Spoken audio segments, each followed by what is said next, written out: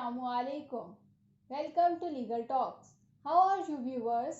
I hope you are fine. आज हम जिस टॉपिक पे बात करने जा रहे हैं वो है list of precautions you should take before purchasing property. लेकिन इससे पहले जो मेरे इस चैनल पे न्यू है वो इस चैनल को सब्सक्राइब कर लें और बेल आइकन को दबा दें ताकि इस तरह की न्यू अपकमिंग वीडियोस आप तक पहुंचती रहें। और आप मुझे इंस्टाग्राम और फेसबुक पर भी फॉलो कर सकते हैं।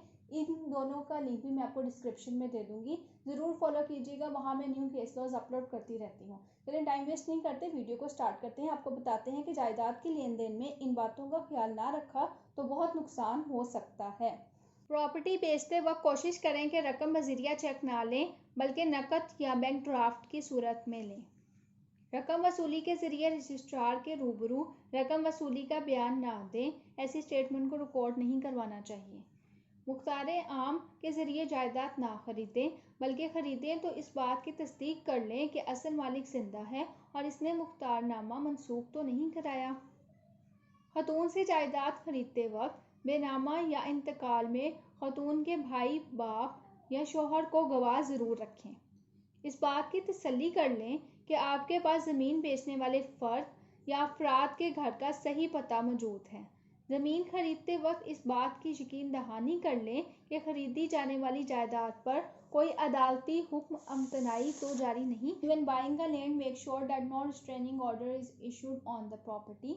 जायदाद खरीदते वक्त इस बात की भी तस्दीक कर लें कि मालिक ने पहले से किसी के साथ मुआहदा बे तो नहीं किया हुआ। यानी when buying a property, make sure that the owner has not already entered into a sale agreement with anyone.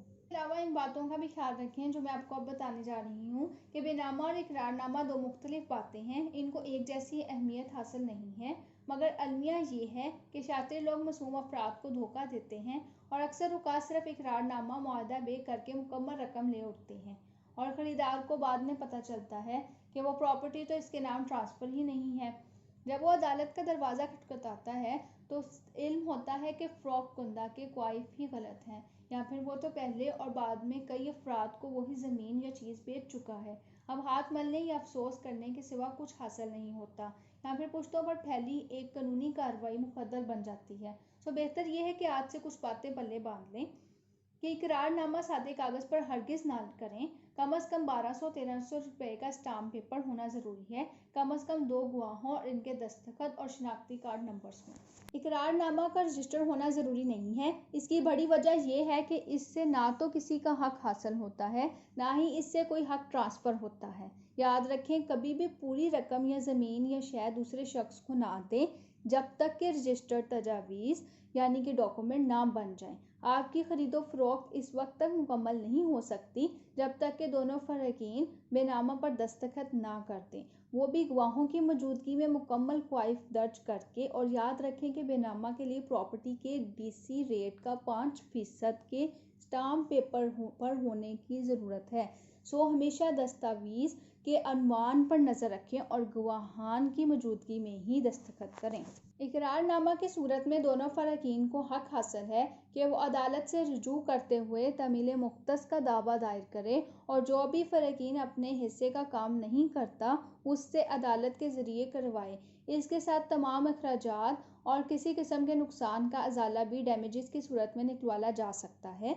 अगर कोई फ़रीक़ीन इकरारनामा पर अमल नहीं करना चाहता तो वो तमाम फ़ायदे इसने जो अब तक उठाए हैं वापस करने का पाबंद होगा। बेनामा की सूरत में इस तकरार हक़ का दावा किया जाएगा और क्योंकि चीज़ बेचने वाले ने तमाम हकूक़ इस प्रॉपर्टी से मुतल्लिक आगे ट्रांसफ़र कर दिए हैं, लिहाजा अब ख़रीदार को बाकी सारी दुनिया पर फ़ौक़ियत हासिल है।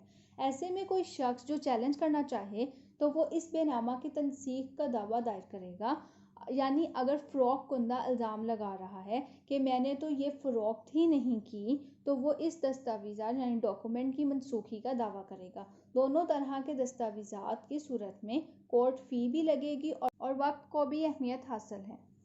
अदालती इंसाफ की फराहमी के लिए बनाई गई हैं, लिहाजा गैर ज़रूरी और तवील अलमियात केसेस से बचने के लिए कानून में वक्त मुकर्रर कर दिया गया है, यानी कि लिमिटेशंस हैं कि इकरारनामा की सूरत में 3 साल में तवील मुख्तस का दावा और बेनामा की मनसूखी की सूरत में 6 साल के अंदर केस किया जा सकता है।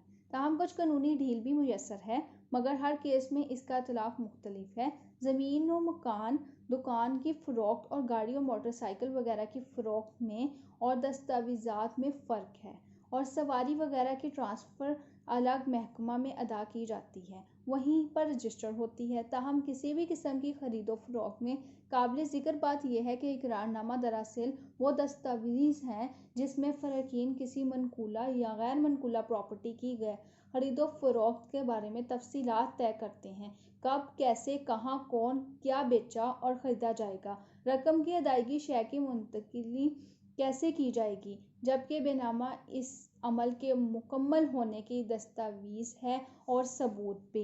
लिहाजा इकरारनामा शुरुआत है और बेनामा इख्तिताम, इकरारनामा रास्ता है और बेनामा मंजिल। तो ज़हन नशीं कर लें कि जब तलक बेनामा ना हो जाए, वो भी स्टाम्प पेपर्स पर, और रजिस्ट्रार के पास रजिस्टर ना हो, तो कोई ख़रीदो फ़रोख्त मुकम्मल नहीं होगी। वो मुल्की कवानीन है और इनके बारे में फ़र्ज़ किया जाता है कि हर शहरी को इसका इल्म है और जो काम कर रहा है इसके मुतालिक मुकम्मल अदराक रखता है।